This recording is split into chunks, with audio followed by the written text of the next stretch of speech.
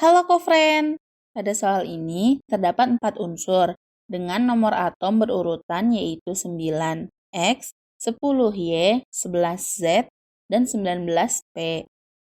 Lalu, kita di sini disuruh menyusun keempat unsur dalam sistem periodik unsur. Kemudian, kita disuruh menentukan yang pertama, yaitu yang mempunyai energi ionisasi terbesar, dan yang kedua, yaitu yang mempunyai keelektronegatifan terbesar. Jadi pertama-tama kita harus tahu dulu susunan dari keempat unsur tersebut. Nah, karena keempat unsur tersebut memiliki nomor atom yang rendah, maka kita akan menampilkan sebagian saja dari sistem periodik unsur. Nah, kita bisa lihat dengan menyamakan nomor atomnya, maka posisi 9X itu seperti 9F, 10Y sama seperti 10Ne, 11Z sama seperti 11Na, dan 19P sama seperti 19K. Nah, setelah itu kita tulis ulang unsur-unsur yang ada pada soal. Jadi, dari keempat unsur tersebut, ada 3 golongan. Ada golongan 1A, lalu langsung loncat ke 7A, dan 8A. Dan untuk periodenya sendiri, itu ada periode 2 hingga 4. Lalu, untuk golongan 1A, itu ada 11Z dan 19P. Sedangkan untuk golongan 7A, itu ada 9X, dan 8A ada 10Y. Kita akan kembali ke soalnya. Jadi untuk soal yang pertama itu kita disuruh menentukan energi ionisasi terbesar. Dan yang kedua itu kita disuruh menentukan keelektronegatifan yang terbesar. Jadi untuk menjawab tersebut kita harus tahu dulu masing-masing dari pengertiannya dan konsepnya.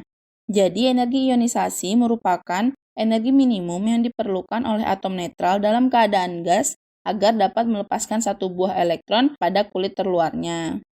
Nah, energi ionisasi ini itu dalam satuan kilojoule per mol. Jadi, tren energi ionisasi dalam sistem periodik unsur itu dalam satu golongan semakin ke bawah, dia akan mengalami energi ionisasi yang semakin kecil. Sedangkan tren untuk periode dari kiri ke kanan itu akan memiliki energi ionisasi yang semakin besar. Selanjutnya itu ada keelektronegatifan. Nah, keelektronegatifan itu merupakan kecenderungan suatu atom untuk menarik elektron sehingga memiliki kecenderungan untuk bermuatan negatif atau parsial negatif. Nah, biasanya keelektronegatifan ini itu menggunakan skala Pauling. Dan untuk trennya sendiri, dia sama seperti energi ionisasi, dalam satu golongan setiap unsur, dari atas ke bawah, keelektronegatifannya akan semakin kecil. Sedangkan dalam satu periode dari kiri ke kanan, dia akan memiliki keelektronegatifan yang semakin besar. Setelah kita mengetahui pengertian dan konsepnya, maka kita akan mudah untuk menjawab soalnya. Jadi yang pertama, itu dia energi ionisasi terbesar. Nah, dari sini kita tahu bahwa untuk mendapatkan energi ionisasi terbesar, kita harus mencari unsur yang paling kanan dan paling atas. Jadi semakin besar golongannya, dia akan memiliki energi ionisasi yang paling besar. Sedangkan semakin besar periodenya, dia akan memiliki energi ionisasi yang lebih kecil.